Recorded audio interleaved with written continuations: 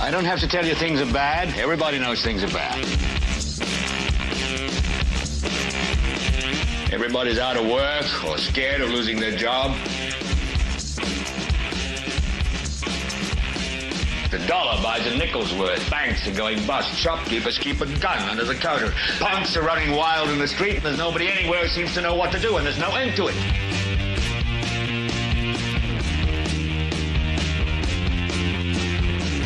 The air is unfit to breathe, and our food is unfit to eat. And we sit watching our TVs while some local newscaster tells us that today we had 15 homicides and 63 violent crimes, as if that's the way it's supposed to be. We know things are bad, worse than bad. It's like everything everywhere is going crazy, so we don't go out anymore.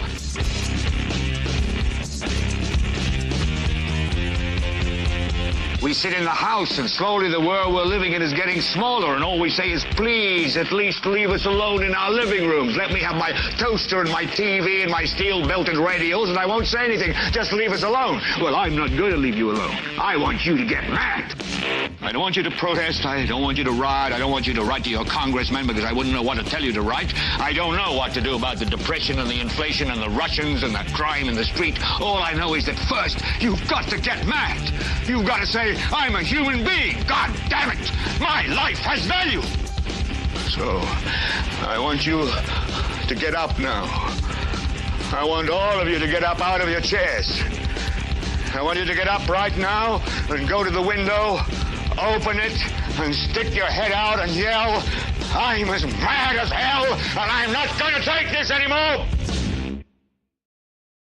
Well, hello there, ladies and gentlemen, boys and girls of all ages. Welcome. It is the Political Spotlight. I know we've been away for a few days, so those of you that are here are like, who's this guy and what's he doing on? He's so late. Sorry about that. And then we've got a whole lot of people that aren't here because they've just forgot that we have shows. That's what happens if I don't do a show every night. If I'm not just pumping it out every night, no break. If I take one extra day off, the people just completely forget all about me. That is the curse of the YouTubers. You know, the people that put out videos like once a month or once every 2 months, or even the ones that put out content like weekly, like once a week. I don't understand how those people would operate, because I would be convinced from week to week, y'all would forget and just not come back. So please show me some love, because I'm like most artists. I'm tortured inside. I'm depressed and anxiety ridden. So please give me the finger. Give me the thumb. Give me the thumb while you're secretly giving me the finger. Subscribe to the show if you haven't. It doesn't cost you anything. We don't ask you for anything like that. But if you want to give us some money, that's cool too. Share the show with everyone you know. That's the most important. If you're here live being Monday, March 17th. Wow. Where has the month of March went already? Like February, the shortest month of the year, took forever, and we're already to the 17th of March. That's crazy. My mother's birthday's tomorrow. That's crazy. So if you're here watching live, comment over here on the right-hand side. If you're watching via replay into the future at your own time, comment down here. And it doesn't matter when you're here. If you're here now or later or whenever, we appreciate you. 2 windmills are standing on a wind farm. One asks, what's your favorite kind of music? The other says, I'm a big metal fan. Hey-o! Happy St. Patrick's Day, everybody. Please don't attempt to adjust your screens. It's just something you're not going to be able to fix. I am clearly wearing green, but the color is just a little off, so it looks like I'm wearing that same gray hoodie that I always have on. It's green, I promise you. So I wasn't here last night. That's exactly right. That's exactly correct. Smash that Kristopher thumb. We weren't here last night, and I apologize for that.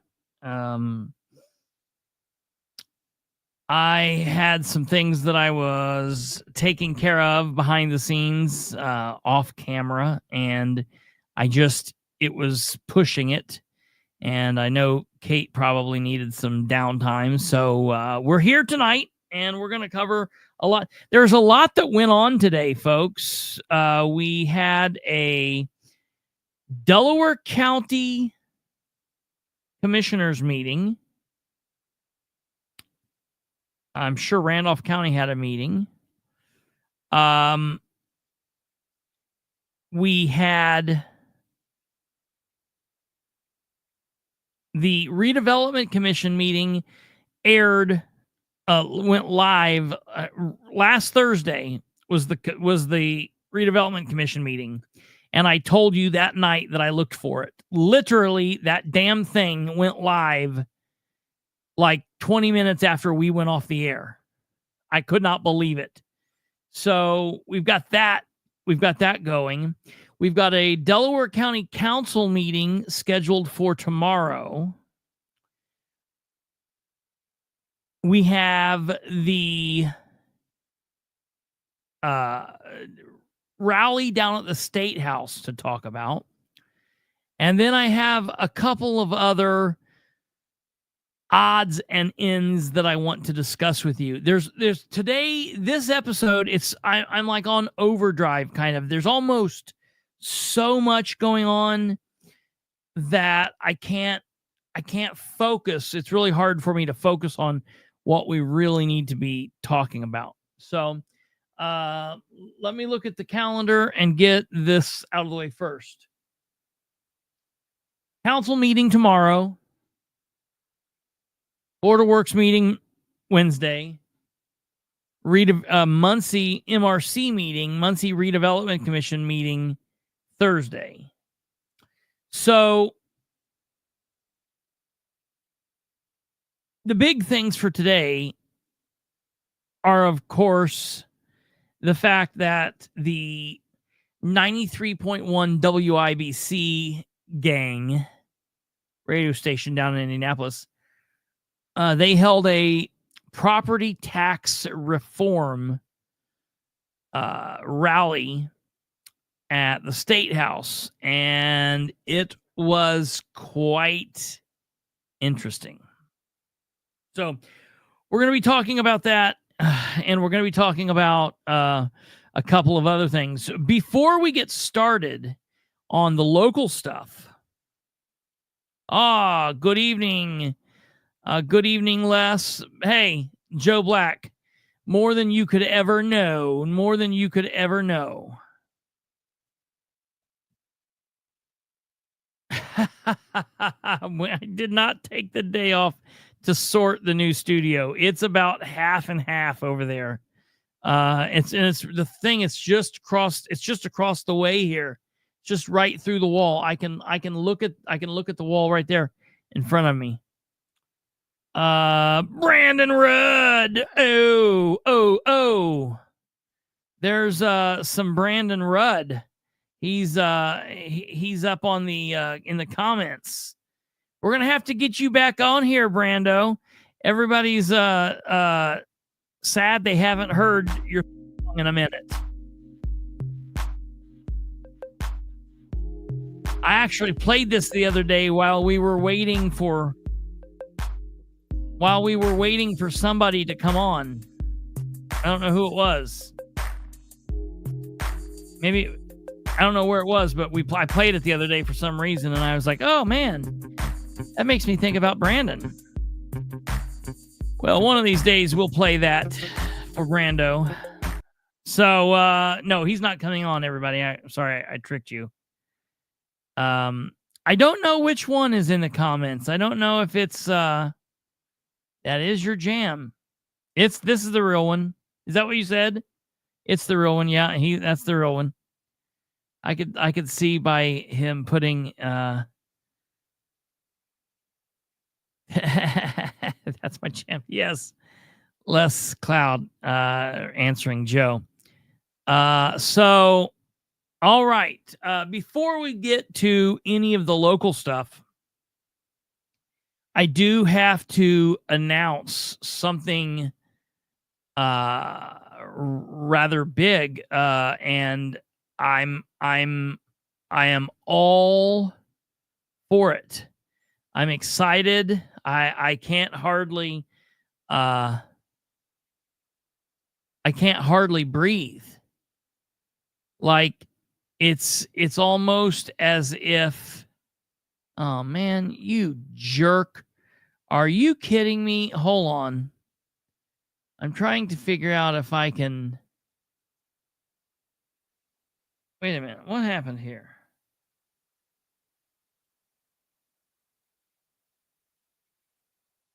Let me see if this worked. Man, I'll tell you. So the reason we were so late tonight was, as always, if I don't touch the baby in a certain way every day and turn the computer on, you know, it gets screwed up. And so then when I go to do my regular stuff, it's like, wait, what's happening here? And so it's always like screwed up. And I hate that it does that. Because I'm like, you shouldn't have that big of a problem, that big of a lag time in between. Yeah, Alva's beating me to it. You see it. I'm trying to get this thing into the overlays here, but I was having a hard time downloading. I think we've got it. Where's the download? Damn it. See, this thing, that's why I need to have it pulled up on this over here too. That's what I'm going to do from now on. I've almost got this down to an art after however many years of doing this. And by that, I mean, like, I know what I should be doing. I'm nowhere close to doing it, but at least I know what I should be doing. So, for those of you that have not heard, if you've been other places, we have some major breaking news on the national scene, and that is tomorrow is the day that we've all been waiting for. The day that I have been waiting for since I was probably 7 years old. Tomorrow, just in time for my mother's birthday, Tuesday, March 18th, 2025, President Trump, in the absolute one thing that he could do to secure my forever loyalty, he has said that he and his Justice Department will be releasing all of the 80,000 classified JFK files. So, just FYI, we probably won't be doing a show tomorrow or Wednesday or Thursday or Friday or Saturday or Sunday or for the next month or two. So, yeah, right? That's what I'm saying. Like, nobody plan on seeing me for the next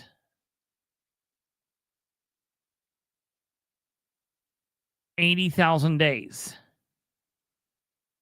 I'm going to read through a page a day. No, it's reading. I can do it a little bit better than math. So maybe the next 1,000 days. I see that there, Karen. So I'm excited. It'll be interesting to see. It'll be interesting to see. You know when I got most excited for these 80,000 documents for like what might literally be in them is I got excited when Biden gave the answer in like 2022, 2023 for why he signed to keep them sealed. Biden gave the biggest, like, shocker type answer when he came out and said,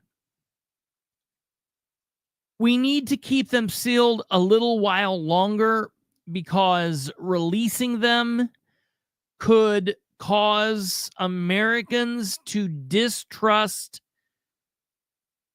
some of the major institutions in the American government. And I'm thinking, like, what? You're way, way, way behind. Who in the hell thinks that the American population has any trust in any of the big American institutions that make up the government? Like, what? Oh, no, we won't. You mean we won't trust the CIA? No. We won't trust the FBI? We will think that Lyndon Johnson was a complete turd?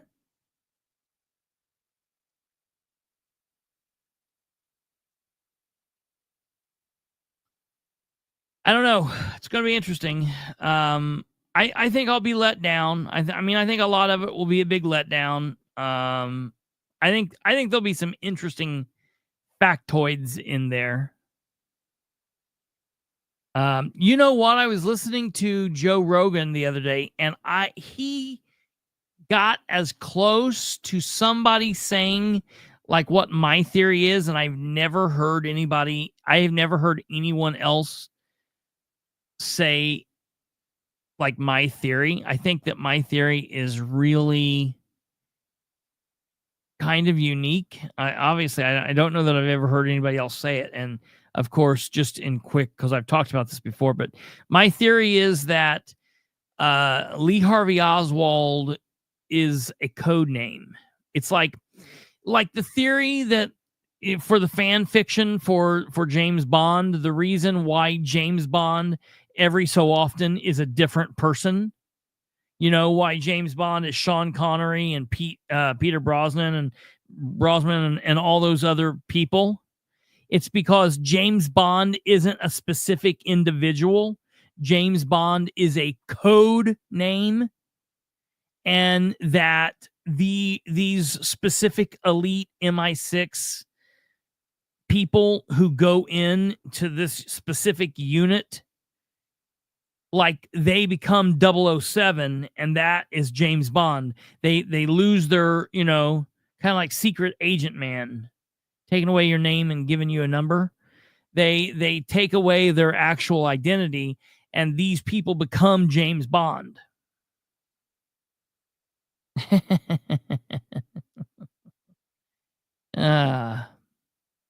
It was actually Joe Jr.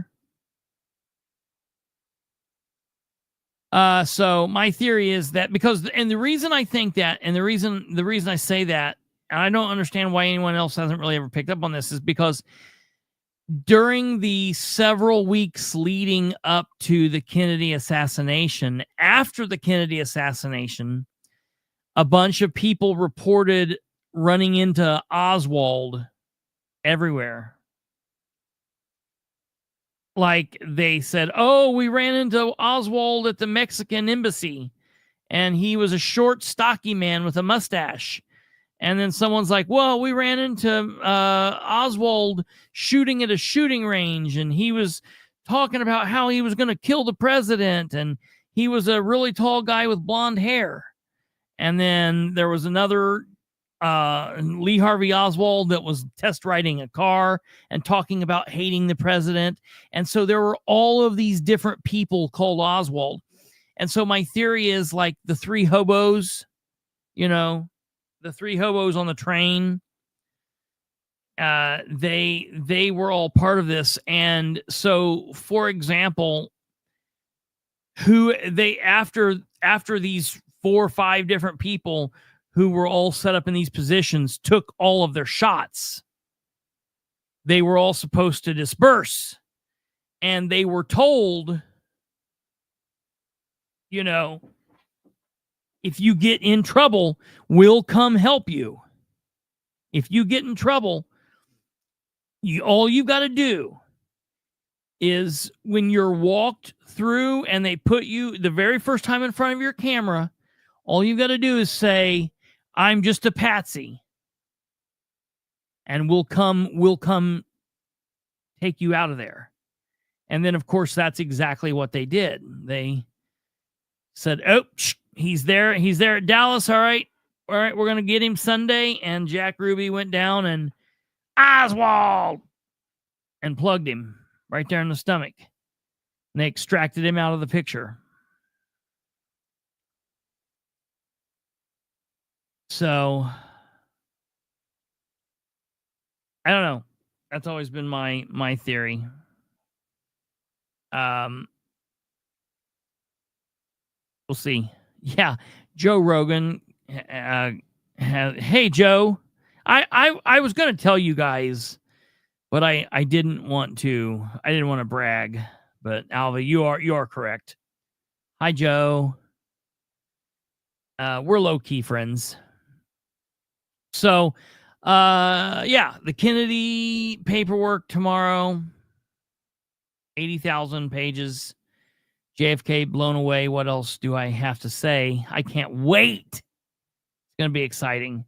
Now, this is like Severance. I found out the other day, literally while I was live on the show on Thursday night, I found out that Severance didn't. I started to get the idea. Wait a minute. Severance, that show that I've been watching, it drops on Fridays. It drops every Friday. But what time on Friday? Does it drop at midnight on Friday? So I started Googling while we were doing the show, and I found out that it drops at 9 p.m. Eastern on Thursday, the day before Friday. So I was like, So I watched that episode, and that was cool. So now I'm worried about, like, when will this... yeah, you know what? I'm going to get called to the White House, and I'm going to be like, look, the 80,000 Kennedy pages. I would listen to me. I would cause so much crap. They thought that Elon Musk's kid was wiping boogers on the desk. Wait till they see what I wipe on the Resolute desk. If they get me there and they Pam Bondi Epstein file me. Wait till you see what I wipe on the desk.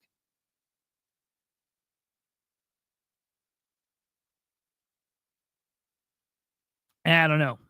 That's now you weirded me out, Brandon. Because that very well could be. Oh, it's going to be huge. 80,000 pages. It's all the pages, the very best pages, the most colorful pages, the most red ever, the most blood, more blood than ever. We were actually releasing part of Kennedy's brain. I can't do a Trump. That's the best Trump that I can do. It's no good. So that's that. I'm still waiting for Trump to release whose cocaine was found in the White House. Didn't they come out and say that it was John Kennedy's, the Congress, is he a senator? Is he a senator?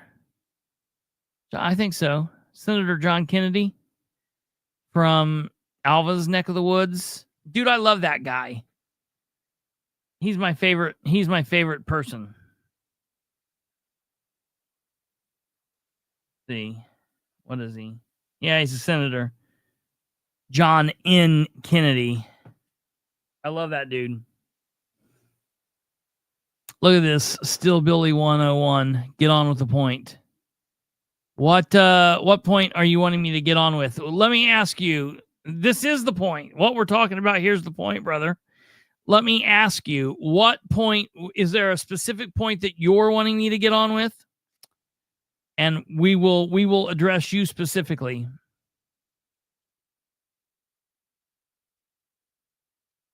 It must be new here. Look, all right. Well, I mean, because that did sound mean. I wasn't being mean. I like if I don't know who Steel Billy 101 is, but if they want something specific, like I'll give it to them, because I was getting ready to talk about the Delaware County Commissioners, but I have a feeling that Steel Billy 101 probably doesn't care about the Delaware County Commissioners. So if they're here to talk about the State House, we'll do that. So I'm getting ready to tee them both up, and then we'll go. I'll wait till I see the files. And we are still waiting. The audit from Fort Knox, Gold Rush. Yes, right. So they couldn't prove who it was. No video surveillance in that area. Bullshit. Yeah, that doesn't make much sense. Off screen here real quick, 1 second, because I'm trying to pull something up here to get on with the point. They're never going to answer because we ran them off. Delaware County Government. And then also, so today was the the big property tax deal down at the State House. And our buddy JD Prescott was live and on hand. And I'll tell you some absolute amazing gold happened as it pertains to Mr. Prescott. I'm almost got this teed up here, and then I'll come back on screen and see what we've got. You asked me to watch, I'm watching. All right, here we are. When did I ask you to watch specifically? I don't know who you are. All right. So let's start on with the JD Prescott speech. Now, listen, so the number one thing, and this was absolutely frustrating because I figured that they would have this wired for sound better than they did. But obviously, so you understand that the protest was inside the state capitol. The tax rally was inside the state capitol. So it was very loud and echoey because of the building. Okay. So a lot of it is what it is. But for anybody that watched this live streaming from home, basically it served no purpose to watch it other than to just see the sheer size and the amount of people that were there and all of that. It wasn't, unless you were watching somebody specifically that was live streaming it, that was right up by the front, watching like the WIBC feed, there was no real, it was blah. So first thing we're going to show here is JD Prescott standing up to speak. And I've got this out as a short, but JD Prescott standing up to speak here, and he's doing what JD does. I think he got a haircut and he was looking real purty for everybody, and he thought that he was going to have this crowd fired up because Rob Kendall, I think told him, this crowd's going to love you all this time. This crowd's going to love you. What a crooked tie. That is Kate's number one thing. She always looks at JD's tie because they are never, ever, ever straight. There's two things to look for with JD Prescott, his bangs and his crooked ass tie. So he got up, and I think that he thought these people were going to love him, and they clap a couple times. Now I want to put this out there. They clap a couple times when he talks about lowering property tax. Well, of course they're going to clap for that. That's what they're there for.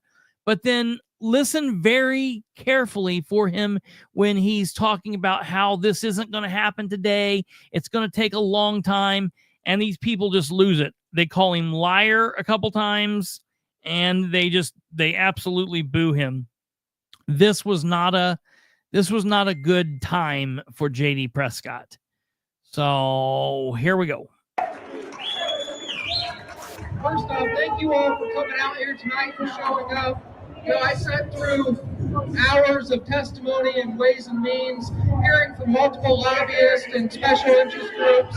I sat through many hours of testimony and Ways and Means, hearing from lobbyists, special interest groups, testifying on behalf of local units in government. There was one there testifying on behalf of the property taxpayers, but that's what we're supposed to be doing, being your representatives, being the voice of the taxpayers. And that's what we're focused on doing, making sure that we are working towards providing meaningful property tax reform this legislative session. I don't think it's going to be solved in one session, though. It's going to take multiple sessions to truly get there, but I do think we will find a spot that we will land in true property tax relief this session. We will have lower property tax bills in 26 versus 25. And I will continue to fight to work towards eliminating the property tax system completely.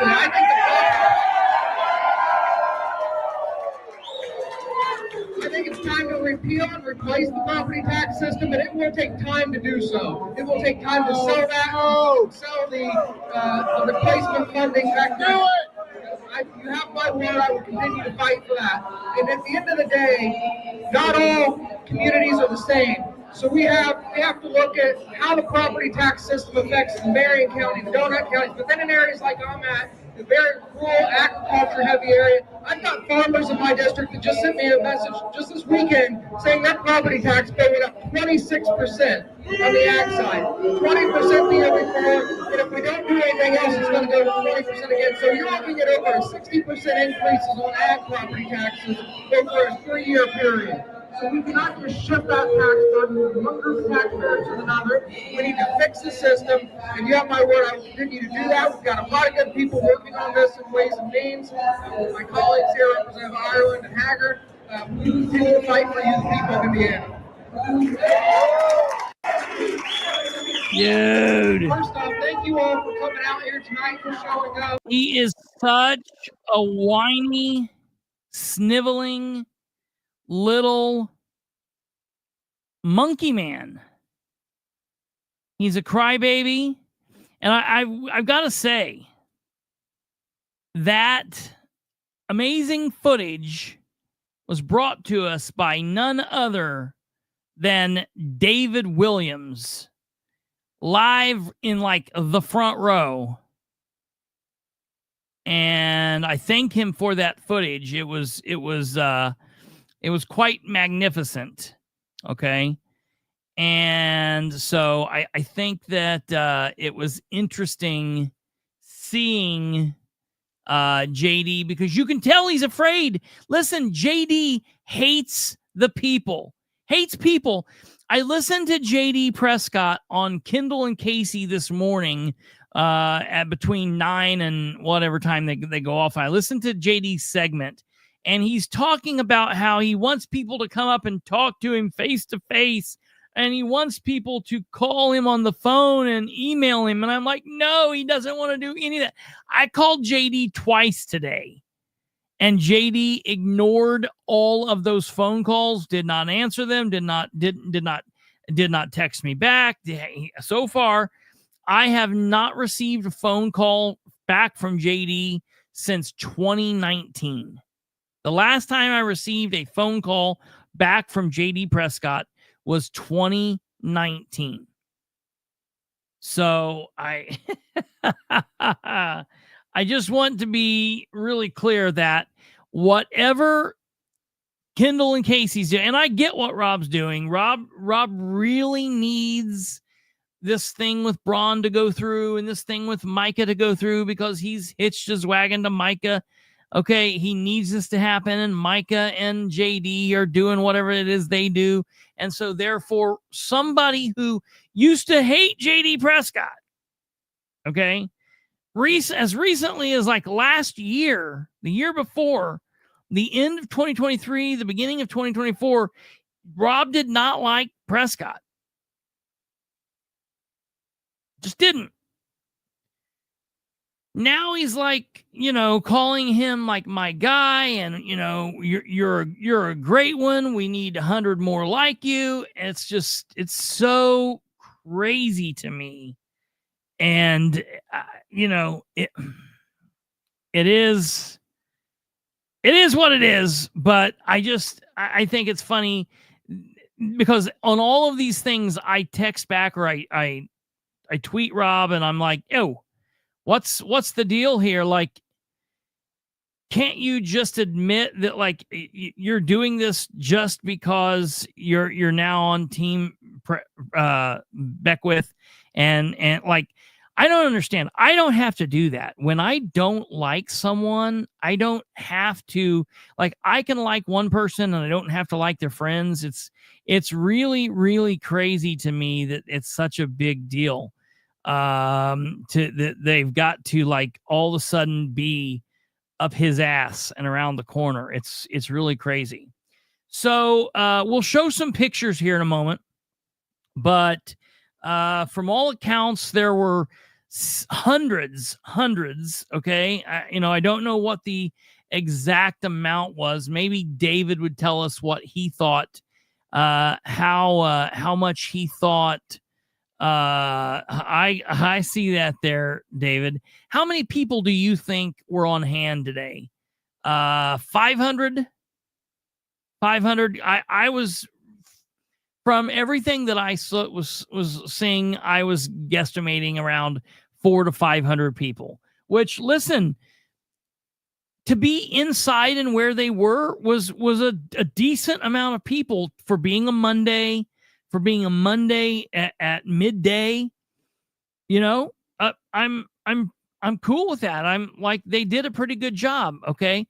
420. That's the wrong thing we're fighting for there. But they were there and they were loud and they were upset.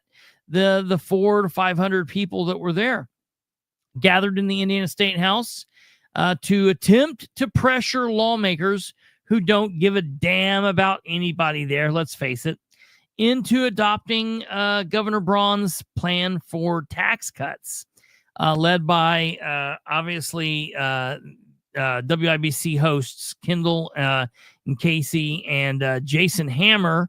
My guy, Jason Hammer, he was the MC of the event. Speakers had to yell to be heard over the crowd, who called out legislators by name, including Senate Majority Leader Roderick Bray and Representative Jeff Thompson, and threatened non-compliant politicians with a primary challenger in their next election, which is what we have to do. Listen, and I don't mean just shout out, we're going to primary you, primary. We actually have to do it. Okay? And it's crazy. So Jason Hammer said, at the end of this hour, I don't know what we can do or what we can change, but we can call out the weasels that do not have your interest in your interests in their interest. And that was Hammer's thought. He said, if you're a law-abiding taxpayer and you're pissed off, On the count of 3, make as much noise as you can. And they were loud. It was a very loud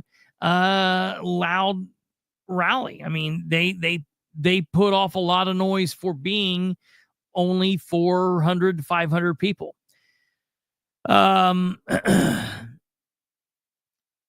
Speakers adopted language from national Republican leaders like President Donald Trump and Elon Musk, his key advisor, calling for the slashing of government through a Doge-like entity. Kendall and Casey explicitly called on lawmakers to adopt Braun's tax plan, which has been criticized for the deep cuts that schools will see alongside smaller but significant decreases for counties, cities, and townships. Some officials testified earlier this month that they would have to abort plans to expand their fire departments or reduce law enforcement services due to anticipated cuts. And we're hearing all of those fear-mongering thoughts right here in Muncie and Delaware County. Now, let me tell you some of the grossest things that I have been hearing here recently. So in J.D. Prescott's district, in District 33, which is a township in Henry County, parts of Delaware County, all of Randolph County, all of Blackford County, and parts of Jay County. In J.D.'s district in Jay County, their school there is going to be, depending on what goes on here, it could very possibly be hurt more than others. And JD has been made aware of this, but he's pretended that he just doesn't know what they're talking about. He's pretended that he was not aware of this. This is the problem with JD Prescott and the other 99 that are just like him. Like, look, I call out JD Prescott. Brandon calls out JD Prescott. Yeah, we can make it to be Senator Freeman. We can make it be Roderick Bray. We can make it be Todd Houston. It can be Senator Scott Alexander. It can be Mike Gaskell. It doesn't matter who it is. They're all the same. 100 of them in the state house, 50 of them, or 100 of them in the state representatives portion of the house, and the 50 of them in the Senate side. It's all the same. And this is what we were talking about, I guess on Thursday night, a little bit during the Stupid is as Stupid Does episode, that you have this major Republican super duper majority, and they can't get done even a handful of their biggest ideas on their agenda. With the way that the Republicans have the government locked down, they ought to be able to put out an agenda, and they ought to be able to tick off every box. And then next year come up with a whole new list and tick off that box. And you know, if they were actually doing that, people would be happy to vote them back in. But that's not what they do. They come up with an agenda. They say, this is what we would like to do. They spend all session, and all session means 2 to 3 days a week for 3 months, and then they go home.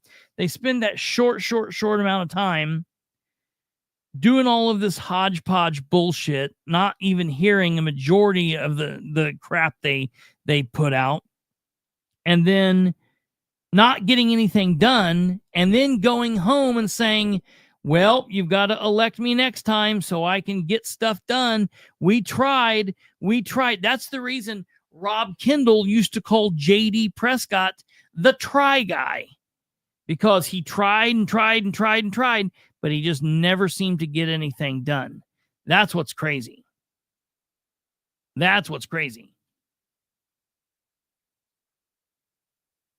Governor Braun spoke, and they all acted like this was a big deal. Well, sure, he's going to speak. He wants this done. If property tax reform in some meaningful way does not happen this year, That's really going to hurt Braun. Now, they're already spinning it. I've already been here because Rob has been saying since about the middle of in first part of February, he's been saying if they don't get property tax done, Braun is done. He's a one-term governor. Now he's saying, well, Braun's done everything he can do. He's done everything he can do. But it's because they're starting to see the writing on the wall. Like JD said, nothing's more than likely going to happen this term, you know, or not anything that's going to be meaningful to any real citizens, the real Hoosiers. So Braun said, I'm asking this state government to get back on track and run itself efficiently. It's not like we're asking locals and school districts to do anything more.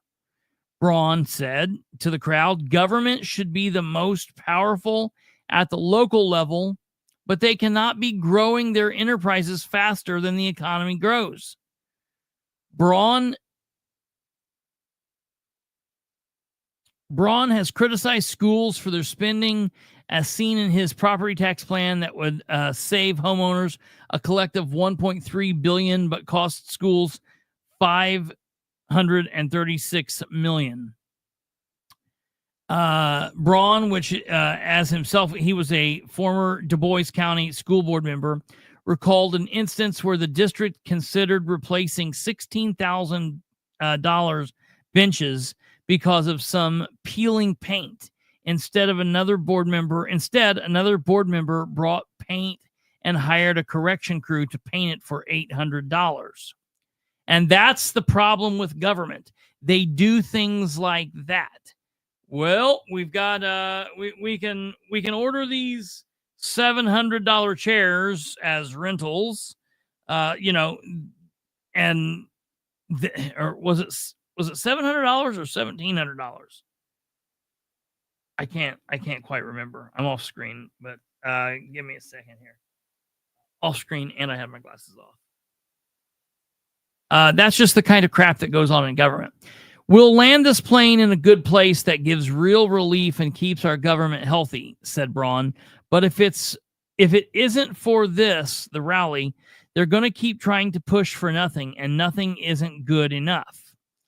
Then Lieutenant Governor Micah Beckwith, who frequently tweeted about the rally ahead of Monday, said that he made the unusual decision to publicly campaign for his seat because we are being taxed way too much.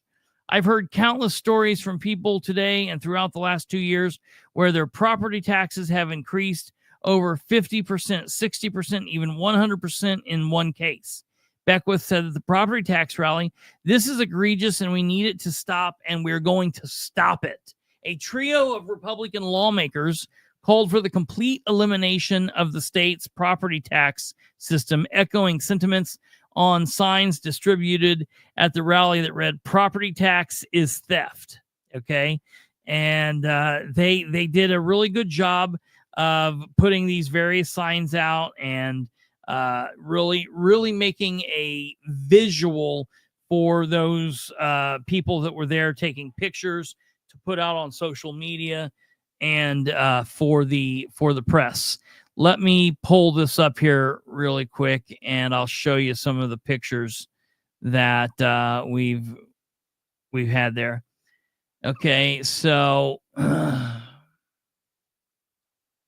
of course, here's Kendall and Casey. And here's the people. Now look, this is a pretty decent picture here. This is a pretty massive amount of people.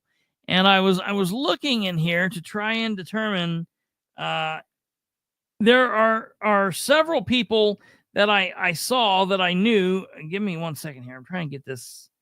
I've got this thumbprint right in the middle of my lens, and it's bugging the hell out of me. So I was trying to recognize various people here in this, and I think this might be Andrew Phipps. I can't tell.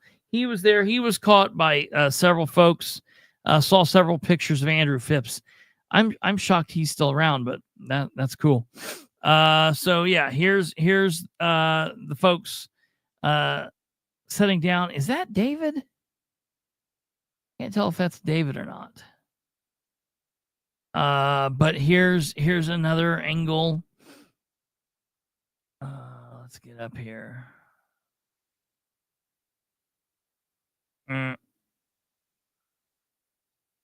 We'll get to this here in a minute. All right, here's Rob doing what Rob does, and here's Braun standing on, looking, really cheesing it out there. There's there's Braun making the Braun face.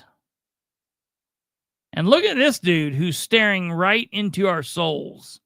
This man is staring like right into our soul. That's weird. Here's looking the other way. Here's looking up the stairs. Now, there was, at the same time this was going on, there was another protest that was taking on. It was a counter protest to this, and that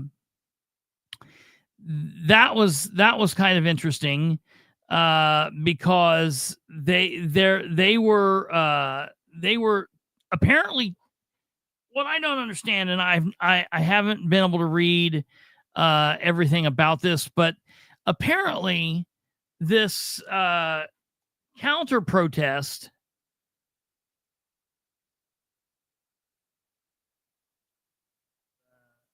get this pulled up here. The counter protest, there was actually an individual arrested. Now, this person is a full-time activist, which, I'm not saying that. When you hear the term activist, people use that to try and mean a bad thing, and it doesn't have to mean. It's being an activist is not a bad word. I don't see that as being a bad thing. The way that you go about it, the way that you do it, you can turn it into a bad thing. But, I very strongly believe in our First Amendment right. And I don't care if it's a Republican or a Democrat. I'm not there to shut people down, and I'm not okay with people being shut down.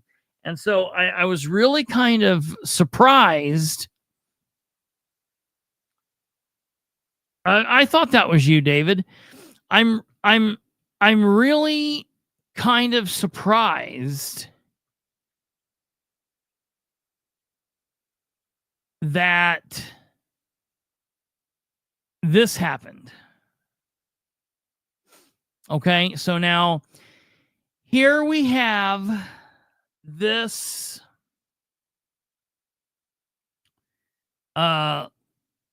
this is someone from the liberal side of the fight, okay? And she is a full-time political activist. Okay, I'm not saying anything bad about that. You can definitely many of us. Yeah, absolutely. That's exactly right. Yeah, I've got nothing wrong with that. That's the way it is. And let's see here. When all those red shirts come in. Yeah. So it's interesting because they were the counter protest. So apparently they had asked to be there, and they were told that they needed to be on the the floor above, apparently, which is really strange to me because it's like, it's the State House. How can you relegate me to one area of the building or not? I think that's bullshit. Okay, so this is Christina Smith. Okay, and she's very well known in Indiana politics and protest and such. And she was actually arrested during the property tax reform rally, as you see. And she's a counter protester who was arrested Monday afternoon at the Indiana State House rally after a dispute with police. Indiana State police officers handcuffed her. Her name is Christina Smith, leader of the Indianapolis Education Justice Coalition, and they led her away from the event held to support property tax reform. In a social media post last week, she invited those who opposed Indiana's Republican leadership in favor of public education to attend a separate event at the State House also on Monday. Indiana State Police said Smith was arrested for disorderly conduct, and there were no other arrests at the event. She was listed as detained in Marion County's arrest log as of 1:45 p.m. on Monday. The property tax reform event featuring Braun and Lieutenant Micah Beckwith filled the third floor atrium with participants overflowing into the stairs and hallway. Authorities estimated the crowd at a couple hundred people. Now, listen, they're always going to downplay how many people are there. That's the name of the game. I'm saying there were roughly 450 to 500 people there. That was my estimate, and then people who were actually there, that was what they said. The arrest happened around 12:40 p.m.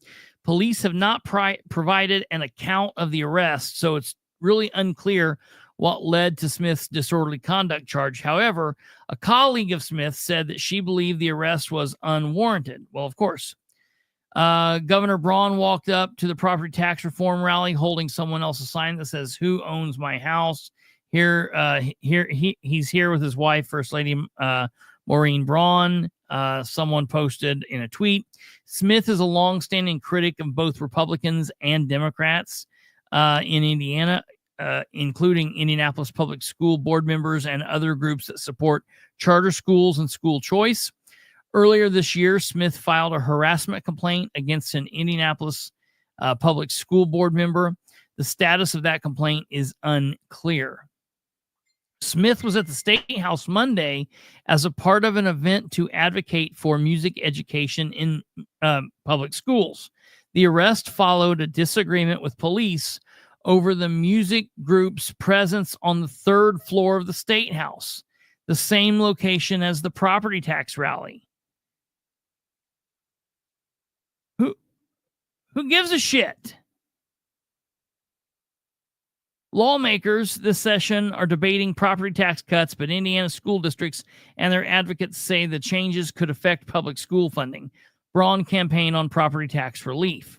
An organizer for the music education event, Andrea McLeod, said her group had been demonstrating on the third floor of the State House when police approached them and asked for their permit. Now, here's where the issue is.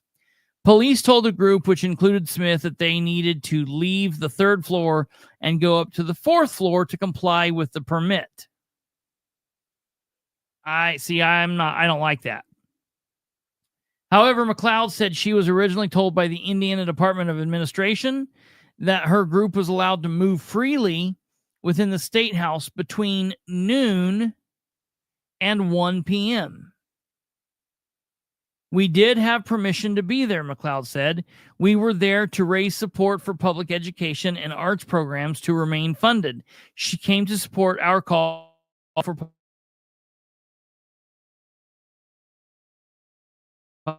coach Indiana DSA, who was the who was at the music event, said the arrest happened after she and Smith attempted to walk up the west steps to the State House to the fourth floor to comply with the police directive to move. Attendees of the tax reform rally were blocking and pushing back, Dungan said. There never should have been a clash, Dungan said. It was very chaotic. And so that's what the issue is there. So look, you've got people on the right who are yelling and saying, like, not today, people, not today, you red shirts, not today, you members of the left. And James Lynch, let's see here. I just got here. Who is Smith? Smith's the lady in the red who's being arrested for being in the same hallway as the people in the green.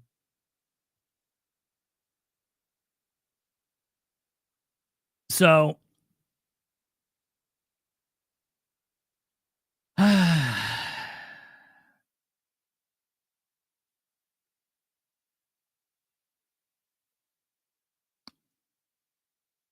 I don't disagree with that, David, but listen, as someone who's been put in handcuffs twice for using my First Amendment right, I will fight for that woman's right to voice her opinion and to be where she was. She was in a public building during a public rally during business hours, and right, wrong, or indifferent, she's got a right to voice her opinion as loudly as everyone else does.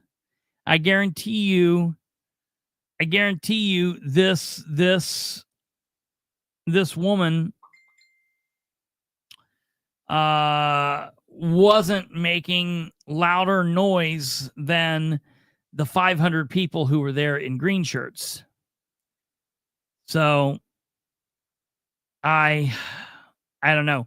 I'm just not a fan of this. I'm not saying, listen, maybe she, and this is all pertinent right at this time with with the pertinent information that we have right now. I guess it's based on the information that we have now.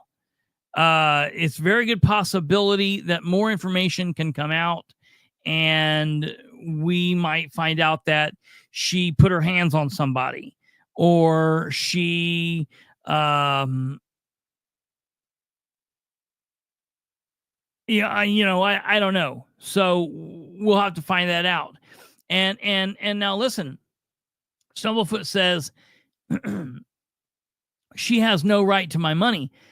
I'm not specifically saying she has a right to tax dollars or your money or my money or anyone else's, but she certainly has a right to say that she does, or to use her First Amendment right in the same way that we would. And so that's just, that's having to be a First Amendment absolutist. Like I would hate the situation to be flipped.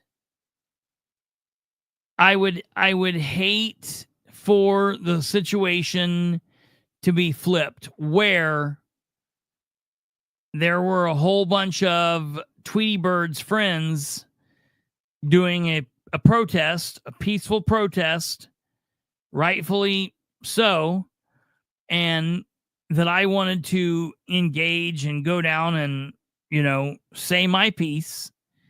And then I would hate to think that somebody would put their hands on me and escort me away, saying like, well, this is our area of the building. I just, I'm not a fan of that.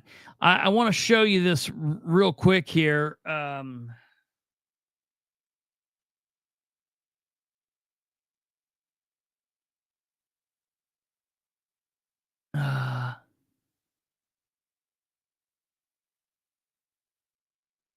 See if I can find out where this was. I saw this video earlier, and I was like, oh no, this is so bad. Okay, right here. Look. Here we go.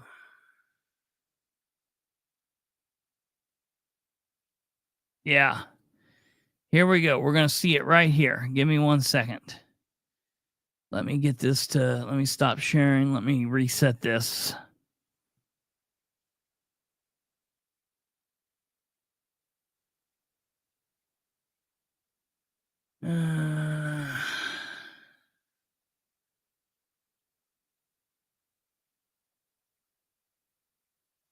Describe to me looking for trouble. Describe to me what that means.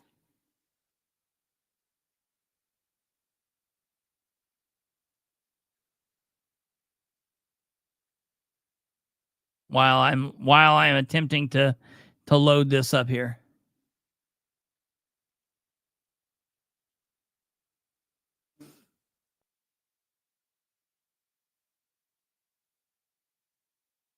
Yeah. Okay, here we go. Yeah. Look at this. Listen to this mindset. And this is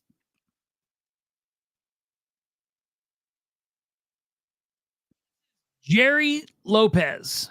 Jerry Lopez is Indy Spanglish. He's a commentator. He fills in on WIBC periodically. Okay. And probably 85% of the time, I agree with what he says. Okay. Probably 85% of the time, I agree with what this guy says. And I want you to see this here in a second. Let me see. She was arguing with two reformers and she was putting her fingers in their faces. Yeah, like, listen, I don't like all that, argue your point, say, listen, I talk with my hands. So I wave and I'm whatever, but I'm always very cognizant of that. So if I am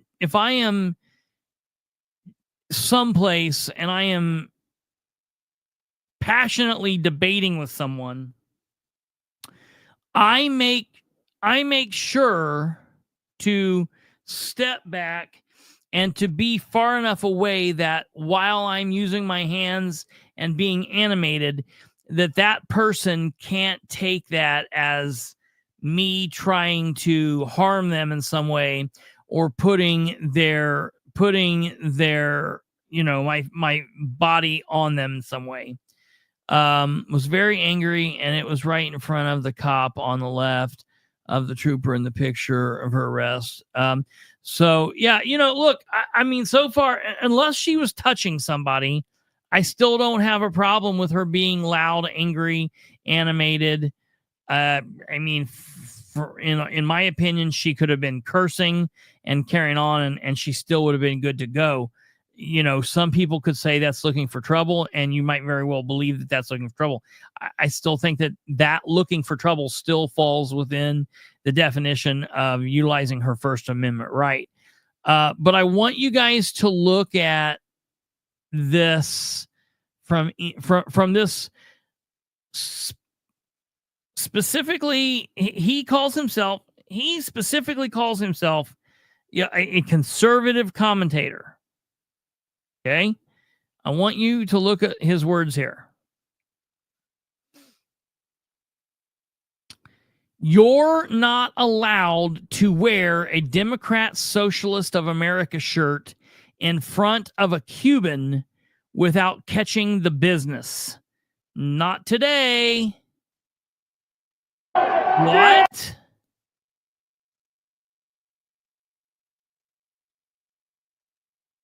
What? You're not allowed. That sounds like the most liberal statement. What in the hell is happening to WIBC? You're not allowed to wear a Democrat Socialist. Listen, Democrat Socialist of America, a bunch of idiots, whatever. Like, that's stupid, whatever. But I don't give a damn about what they wear. I'm not going to tell some woman that she can't wear a shirt in front of. Are you for real? You're not allowed. I mean, listen, and I don't really like what he says here. You know, whoa, I'm going to freak out about his words. You're not allowed to wear a Democrat Socialist of America shirt in front of a Cuban without catching the business. That almost could sound violent. I'm not asking him to be arrested. I'm just saying that sounds weird. So now let's watch this 16-minute clip and find out what exactly is going on in this 16-minute clip. Get him, Jerry! All right, you see what I see? You see what I see? I see Jerry right here pointing directly at her. So his fingers were just mere inches from her, and then she's pointing up into the air. Jerry! Jerry! Jerry! Jerry! Jerry! Jerry! Jerry! Jerry! Get him, Jerry! Jerry! Weirdness. That's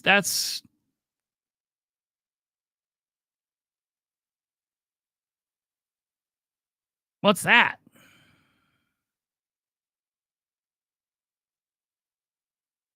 That's her crazy friend, but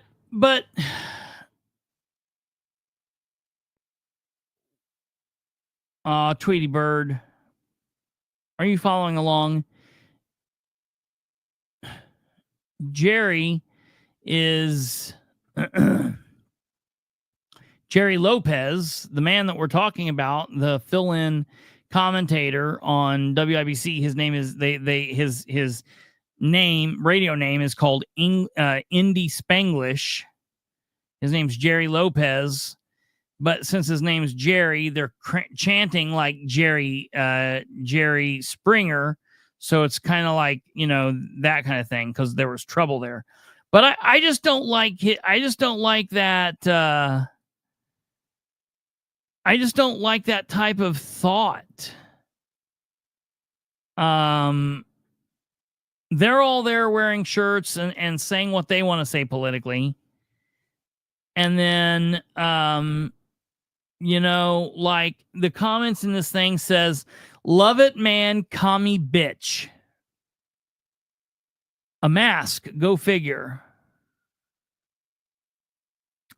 In her defense, she was clearly unattractive, and I appreciated it. You crack me up. Hell yes, sir. I am here for all of this.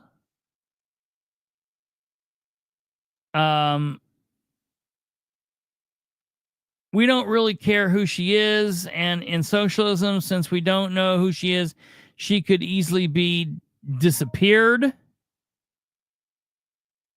Never understood why people who live in America want communism so badly. Yeah, me too. I don't understand that whatsoever. I don't want it. I think they're crazy. I also don't give a shit if they wear a shirt next to me, though, man. This is the shit that I'm talking about. Man, I am like pissed off now. And this kills me because this is coming from people who's supposed to be sitting behind a microphone telling people, we expect better. We don't like this when it comes from the Democrats, but yet in their very first outing ever, they have a chance to do this, and then they do this shit.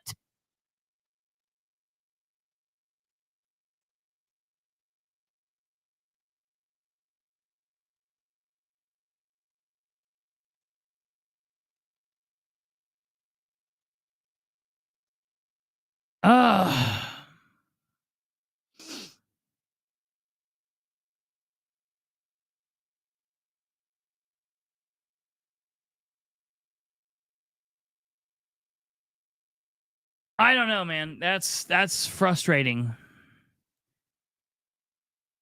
Someone says, listen to this. Since we don't know who she is, she could easily be disappeared. I mean, for what? I mean, are you for real?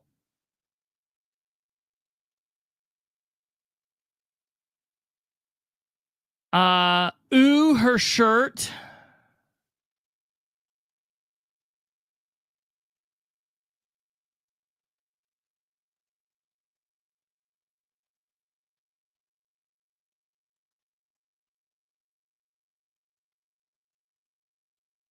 Tear her ass up, Jerry. I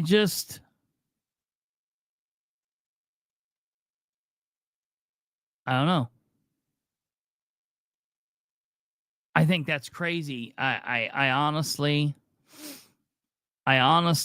think that is crazy thinking. Like literally there were 500 some other people who were all in their own gear protesting something that I'm supportive. Listen, look, I'm not a communist supporter. A wannabe communist supporter. I don't in any way sympathize with those people's wants or desires or beliefs or thoughts. But damn, they've got a right to say them.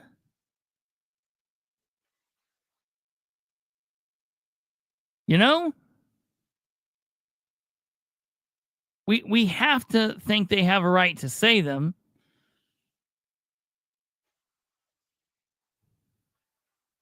Let me find something here.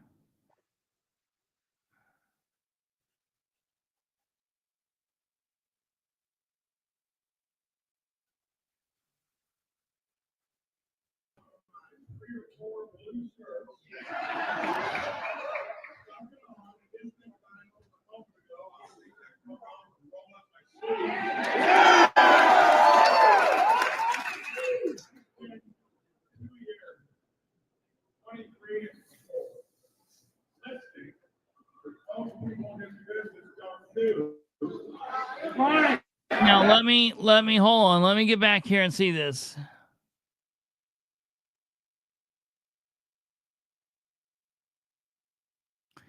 What bothered me about them is they were allowed to bring in the music stands and music instruments that could be used as weapons, and we were told no poles, signs over 24 by 24, and they were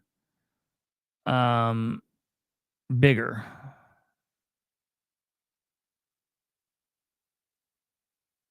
Yeah, I don't like that. I mean, I agree. It ought to be equal across the board, but as far as that goes, yeah. Listen, I easily say there were 500 people here.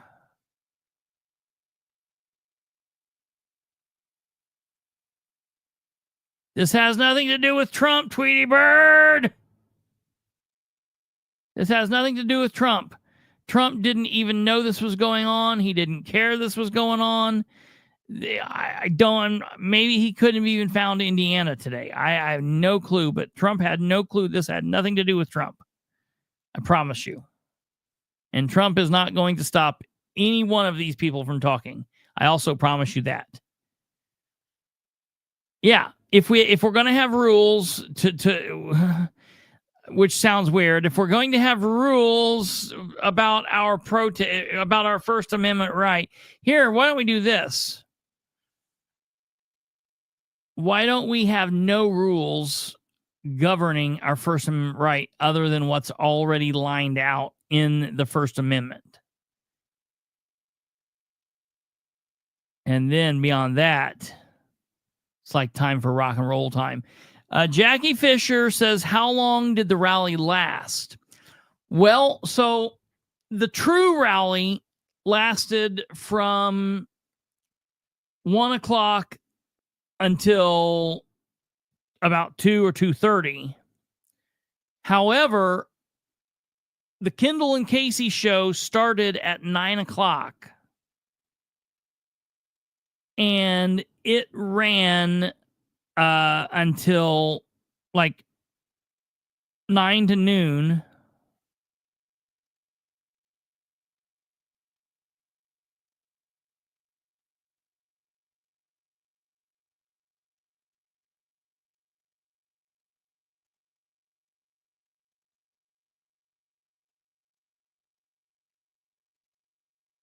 What? It ran from 9, their show ran from 9 to noon, and they ran their show from the state capitol, and people were able to mill around, and they were people in there. So basically, it was like the warm up started about 9 a.m., 8:30, and they ran from about 8:30 or 9 until about 2:30, Jackie.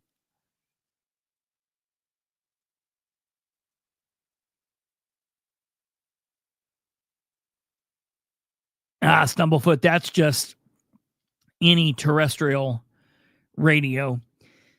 That's what sucks with terrestrial radio.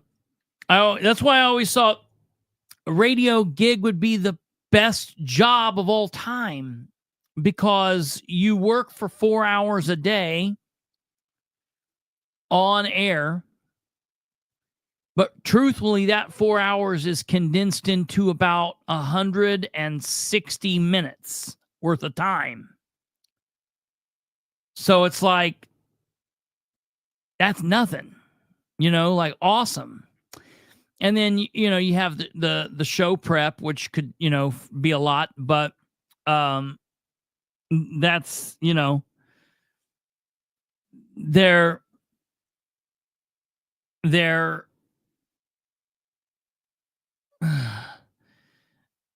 the show doesn't start right on the hour. It starts at 6 minutes after.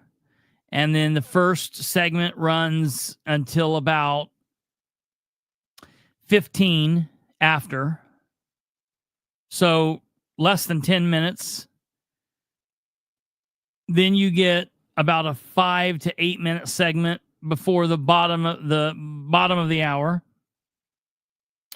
And then you get another 10 to 15 minute segment, and then another about 5 minute segment. So that's 10 minutes. That's like 40.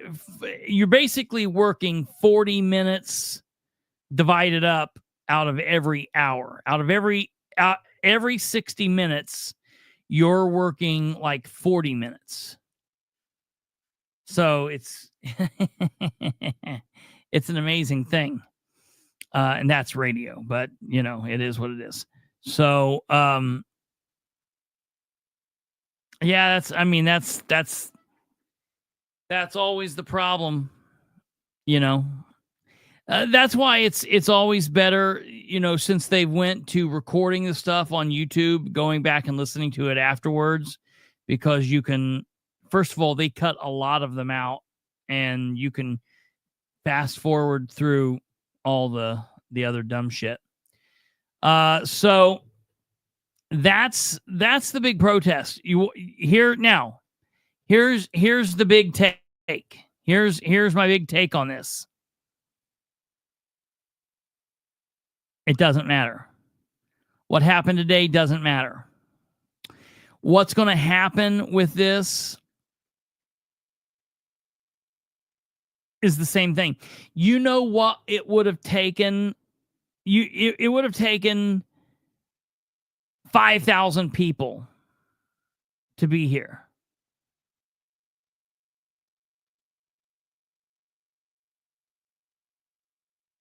It would have taken 5,000, 10,000 people to be here. That might have been something that would have scared the shit out of the state representatives and the state senators. Nothing's going to change from this, and it's sad. It's really sad, and they're gonna chalk this up as a win. Braun's gonna chalk this up as a win. Everybody's still thinking that JD Prescott's somehow going to save the day. And listen, every time he talks, he's like, I want property tax reform, but it's not coming this year. And we might not get it done in one session. It might take several sessions, but I'm going to get it one of these days. Everybody keeps on loving him. It's just so stupid. It's so stupid. Okay. Now, just for a couple quick little important messages, we need to kick over to the local side of things. and talk about some stuff with the Delaware County Commissioners. Kate says, if you can't get it done, what good are you? Yeah, right. Braun did say that during his campaign, he didn't have this many people at any of his events. See, that's interesting too. And the reason is because Braun wasn't anybody's guy. Nobody wanted Braun to win. That's the thing. Nobody wanted Braun to win. And that's why it's just so crazy to see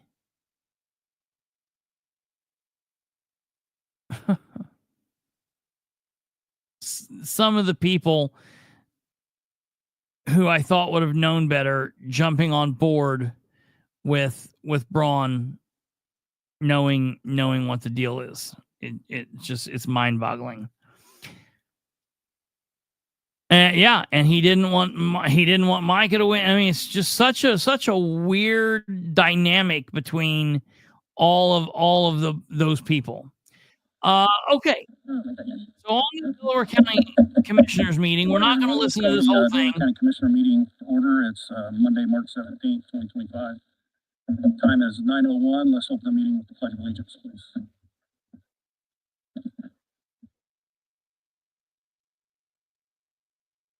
Entertain a motion to officially appoint him as the maintenance superintendent.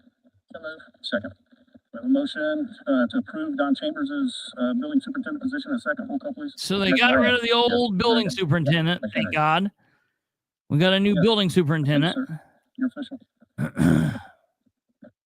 Next, under table business, is there anything you guys want to take off the table? Pam, do you want the handbook to come on? We're going to continue to work with Christina Blunt from the Northern Solar Project. That's National Grid Renewable. If you want to see for yourself what a current solar installation looks like, you can go over to Randolph County. I don't know why. I don't. Crossroads of about 400 South and 1200 West in Randolph County. I believe I'm getting scared about what's going on with the solar stuff. East side of the reservoir, and you'll see a 150 megawatt nameplate solar installation going on over there. So if you want to go see for yourself what it looks like with their setbacks, and with the houses looking around that, you can go check that out for yourself. I've been over there 3 times now. Met with one of the folks over there on the project development and asked them a couple questions like why are they stripping topsoil and things like that. So again, go look for yourself. Also, I mentioned at the last meeting, economic development agreements. We've obtained some copies from Pulaski County, Randolph County, and a couple of other counties that we can use for reference. Talking with the county council right now about putting a little committee together and review economic development agreements. I would like to revisit the Invenergy one. I would like to revisit the Hawthorne one. So if anybody has a contact for Hawthorne, I could use that contact. And I intend to broach that subject with David Clifford tomorrow from Invenergy. Other than that, I don't have any other things. Make a motion to put your finalized one with up in Albany with the Hawthorne. Is that? Yeah, we didn't finalize. We only have one with the Gaston project, I recall. Right. Okay. I didn't think anything had passed, but I want to make sure I wouldn't miss it. Yeah, I would like to revisit all those. Even if there's one that's passed, I think we should revisit it. There's a huge opportunity compared to the sample agreements that I've looked at from other counties. To make it clear, John, is all the documentation that Commissioner Brand wanted to do on the solar ordinance, is it all at the Planning Commission now? No, I've sent it to Commissioner Brand. He was reviewing it. We made some changes to it. I sent it back to him. I don't think that I haven't shared it with the other commissioners yet because I was waiting on Commissioner Brand's approval to share it. Yep. So John would notice I did share it with Kylene. So Kylene has the work in progress, John, that you had shared with me and is reviewing it. So my question is, Kylene, you want to take the podium? Okay, I want to go down here. We're going to listen here real quickly. My question is, do you think this will be ready for your April 3rd meeting? No, well, what we would like to do, we would like to have it be a special meeting so that this is the only thing on the agenda. Okay. Sometimes we have, several items on our agenda. We don't want this to have to be after other things or for people that are there for just normal procedural things to have to sit through this as well. We want to be able to focus just on this. So we'd like for it to be a special meeting. Normally, our timeline is about 3 weeks before the meeting is when our applications need to be in. So they're talking about the solar stuff's getting ready to happen real big here. And I'm going to reach out to Brand in the next couple of days and kind of find out where we stand, what's going on with this, because I'm starting to think like I'm starting to be afraid that like they're working towards doing something with the solar here. I've not heard anything about this. I don't know if anyone's heard anything, if we know what's happening. Do we know what's happening in Albany? Do we know what's happening in Gaston? Do we know what's happening in Royerton? Are we looking at something happening with solar? Are we going to tighten the moratorium down? Are we going to loosen it up? Or not the moratorium, but the ordinance? What is happening? Because it seems like it's ramping up, but they're not really discussing. They're just discussing like housekeeping issues. They're not really discussing the meat and potatoes of what is actually going on. So that we have time for that. Meanwhile, Brand is telling people if you want to go take a look. So if we get a finalized draft, whatever you submit. Meanwhile, Brand is telling people if you want to go take a look at solar project that's complete, go over to Randolph County. Well, people have already done that, and we don't want solar stuff here. We do not want industrial solar here.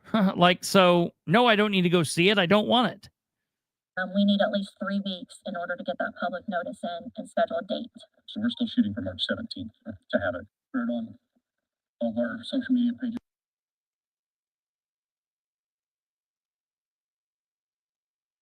To look at it. That was the meeting team. Unless I would entertain a motion to take that to table. I'd make that motion. Second. A motion to take Muncie Delaware County Economic Development Alliance off the table in a second. Roll call, please. Commissioner Reagan. Yes. Mr. Brand. Yes. Commissioner Henry. Yes.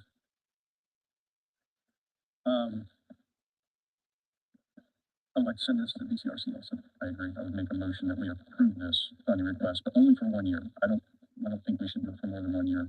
I think they should have to come back and ask to renew annually with a report. They need to report what they did during that year and progress. And I would also like to split this up in monthly payments. I think that's fine. A lot of different motions. So motion to approve the $150,000 a year split up into 12 increments and for a 1 year only, and with the requirement that they have to come back and give us an annual report. Second. We have a motion and a second. Roll call, please. Commissioner Reagan. Yes. Commissioner Brand. Yes. Commissioner Henry. Yes. And do you want to take the IU health agreement off the table?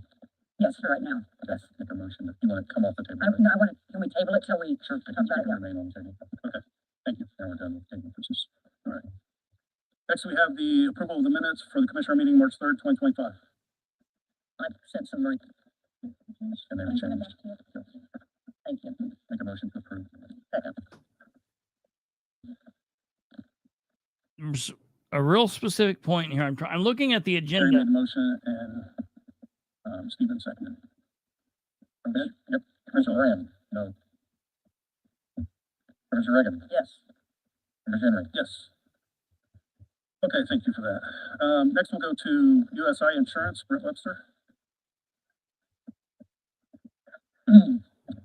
Well, when I looked around the room, I figured there's so many people here, it must have been public, that we were going to talk about insurance today.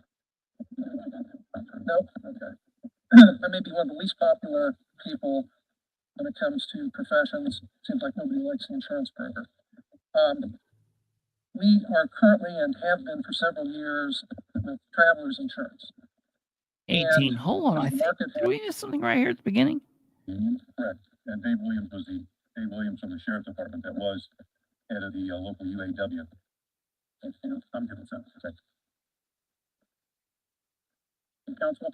So been continuing to do some research there. I think the last county official that was on that board was Raymond Wolf, according to the folks I talked to. Please. Commissioner Reagan. Present. Council. Next we'll do Cree Board.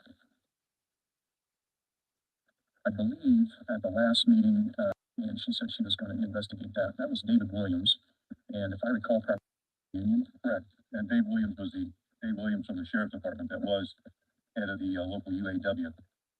I sent an email to him after that meeting, and I have not heard back. I don't know if he's still affiliated. I'll try and get a hold of him personally and just keep that on the agenda for next time.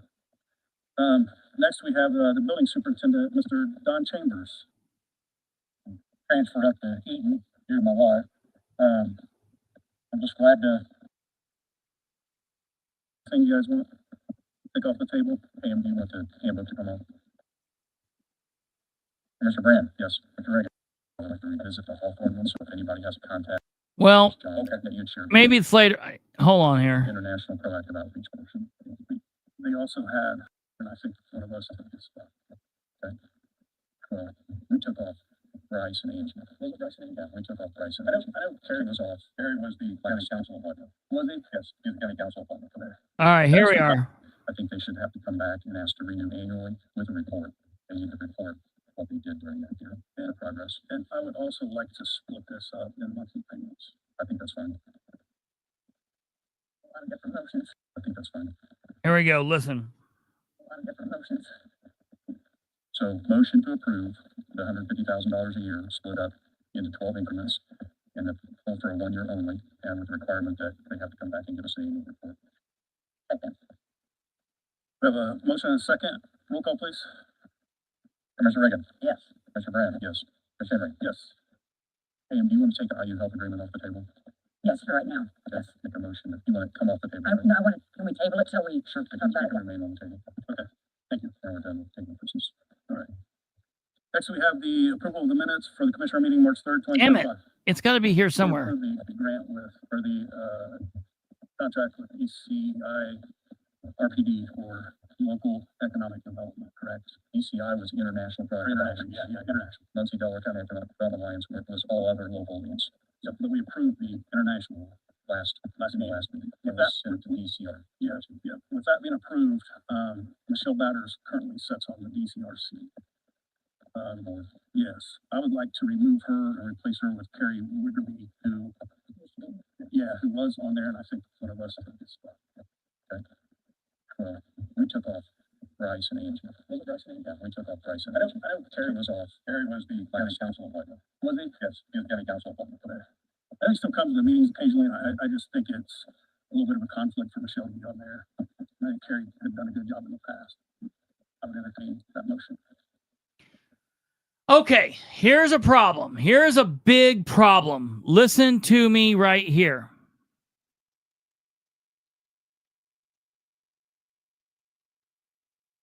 We're going to go over that, Tweety Bird, because that's kind of tying into what's happening right here. So what Shannon just said right there was,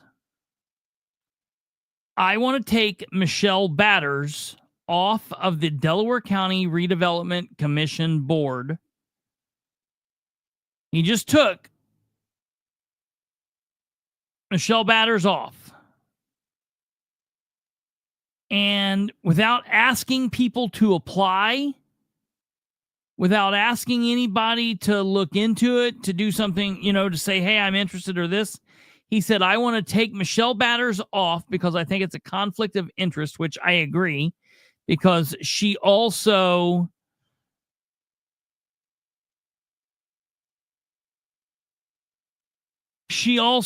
works for, she worked for Brad Bookout. Now she works for Bill Walters.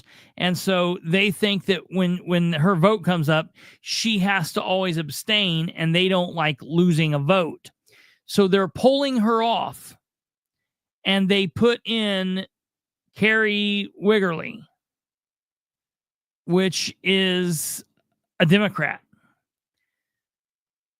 Now, this board does not have to be politically weighted. Here's the issue. Republican Shannon Henry just nominated a Democrat over other Republicans that he could have put on. Now, this is not my rule, but per party rules, this should make him in bad standing. Let's listen to what happens here.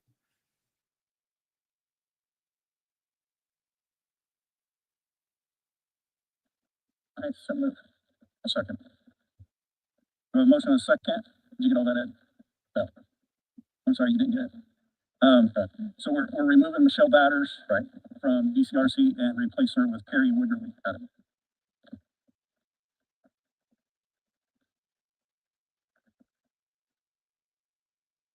Sherry made the motion and Stephen seconded.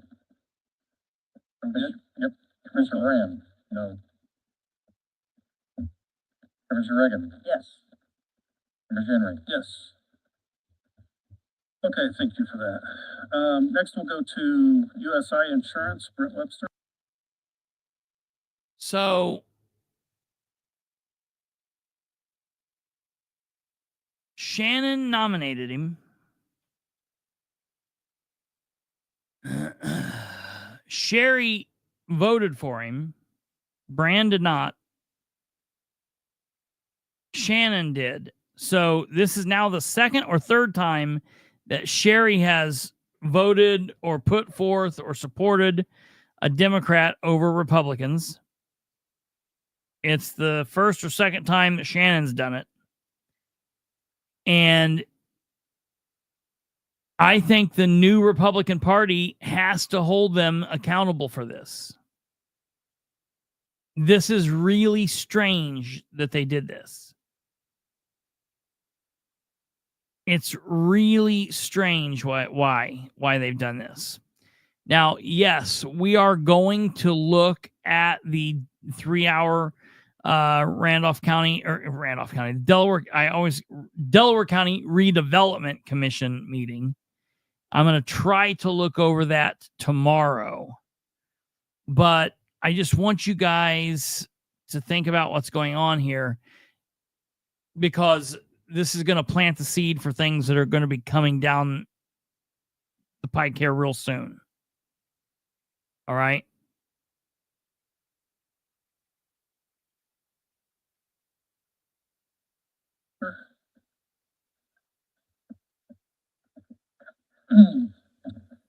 Well, when I looked around the room, I figured there's so many people here, it must have been public that we were going to talk about insurance today. No? Okay. I may be one of the least popular people when it comes to professions. Seems like nobody likes the insurance broker. We are currently and have been for several years with travelers insurance. And as the market has gotten tighter, we looked at doing some options, and those were presented in the summary that I sent out to Commissioner Brand. We're suggesting we stay with travelers, but we want to make a change with the retention or the deductible that the city is taking. The reason being, we're very low on the property. So we're at 10,000. We're recommending we go to 50,000. We have claims data to support that. And one other change on the commercial auto liability, we're only at $2,500. We're recommending 25,000. Again, based on claims history and the savings, we see that that makes a lot of sense. So on the property alone, making the change on the deductible would save us about $29,000 in the premium as opposed to current. Big savings on the liability for the auto. Jump forward here. Situations that are causing us a problem, we need to go back to those folks internal to the county and retrain them. Say, hey, don't you know that by doing this, you're causing us a bunch of risk, and our risk score is bad because we don't manage the risk today. We establish the billing to be July and December instead of March. That's a great question, and Ed's question is due to cash flow issues. So we get our incoming in.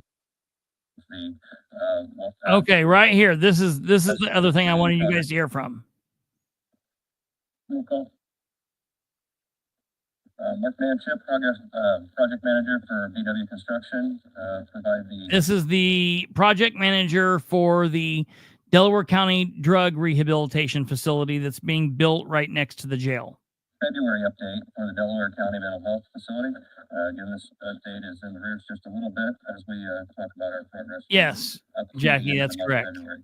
So we'll talk about contract status, construction progress, Oh, yes. the project log, any critical issues, and the schedule summary.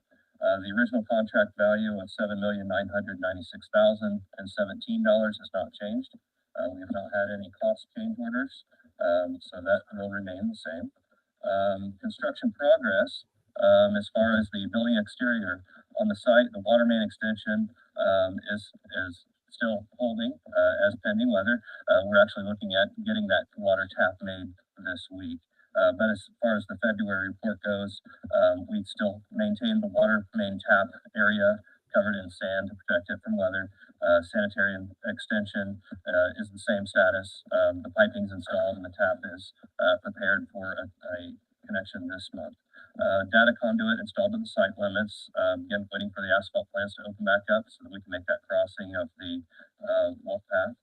Curbs 90% completed pending water vault. I can provide a verbal update that the curbs have been repaired. Just saying a bunch of words, man. So we do have some more concrete progress since we've had better weather in the last couple of weeks. Scheduled return for curb and stoops early March, which that was done. Water meter pit, fire line vault, kind of determined that because it's in one of the islands in the parking lot. Piping connections were completed there. Lift station grinder pit installation up next to the building, that was completed.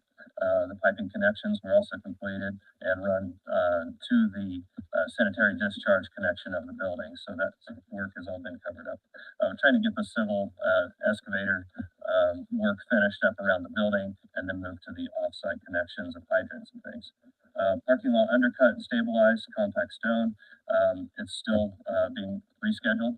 We are one of the first on the list for EMD as soon as the asphalt plants open up, and our parking lot is prepared for that. The subgrade stabilization efforts were successful.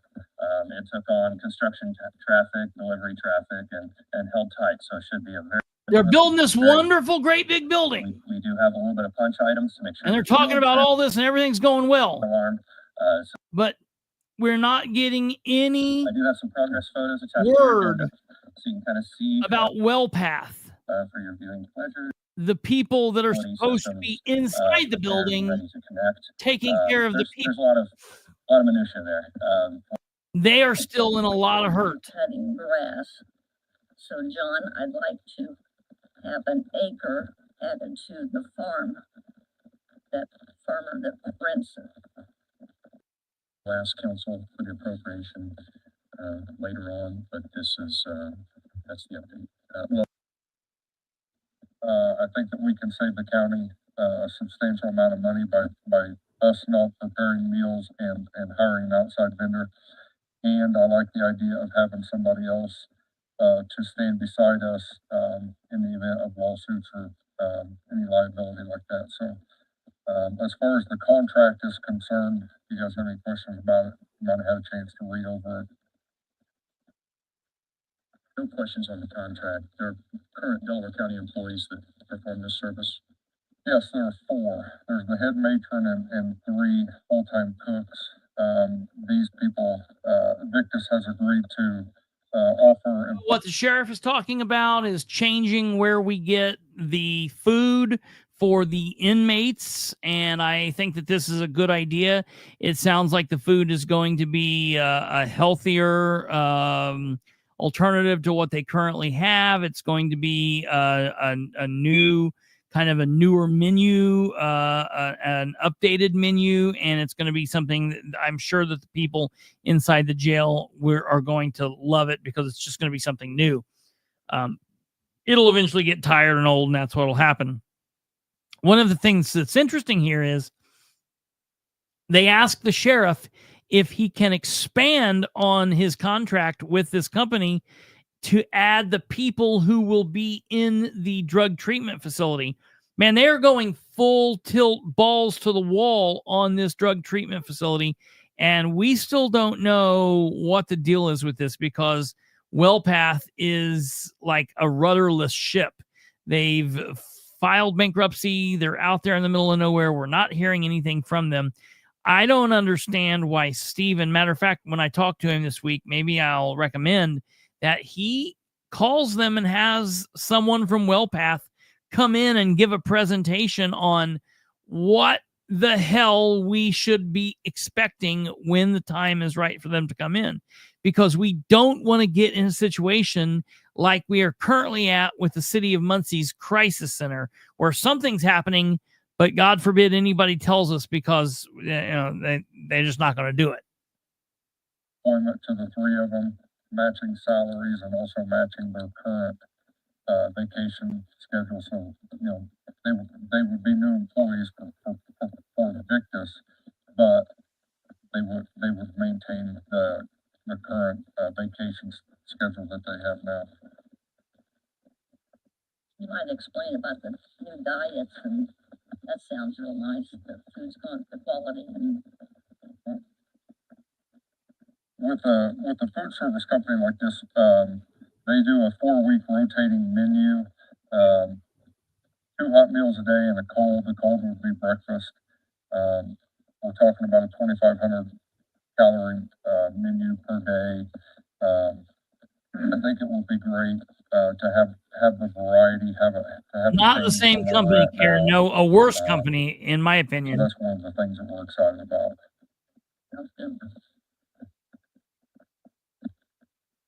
You mentioned lawsuits. This will help us mitigate risk with inmates alleging that we provided them with the wrong diet. Yes, sir. Or not enough calories, or not a. There are special diets in the jail that become quite cumbersome for our staff. Kosher meals, religious-based meals, calorie count meals. So all of that liability will be transferred to them, to this company, with their higher diet and the contact. So that's pretty much everything else. The property that could be if you want to listen to the whole meeting, you can find that meeting on the Delaware County government page. It's there. You should be able to hear it, no problem. Other than their audio sucks, so it'll be a struggle, but you know what I mean. There is a Delaware County Council meeting tomorrow. I am not going to live stream that meeting because I'm going to go. The Delaware County Redevelopment president has been called to the council meeting, and it's going to be interesting to see what we hear. That, of course, is Amber Green. So Eugene Whitehead has called them in, and so I'm going to go and listen to what he wants, if anything. It's going to be interesting to see if he just wants a report or if he has something to say. There's going to be some hinkiness going on. And that's why tomorrow evening, what we'll probably do is we'll go through the Delaware County Council meeting, and then from there, we'll go through the 3-hour-long Redevelopment Commission meeting from last Thursday, which has some very interesting thoughts to it. Oh, that's cool, Tweety Bird. Kate is off screen at the moment, but I will definitely tell her. That's really cool. I will let her know. I hope they enjoyed it. I've been there before. I love it. It's a fun time. So that's going to be it, ladies and gentlemen. That's going to be all for tonight's show. It's always greener on the other side. Today was St. Patrick's Day, so that's the reason for the title. Hope you guys had a great day, had a great St. Patrick's Day. Sorry we were absent last night. We'll go live on Friday or Saturday to make up for it, so we get in a full week's worth of shows. We got a good show planned for you tomorrow, going through the council meeting and the Redevelopment Commission meeting. So look out for that. County Council meeting is tomorrow at 9 a.m. and then everything else that goes throughout the day. I have sent record requests, follow-ups to Amber, Dustin, and Dan. Reference the questions I have going there.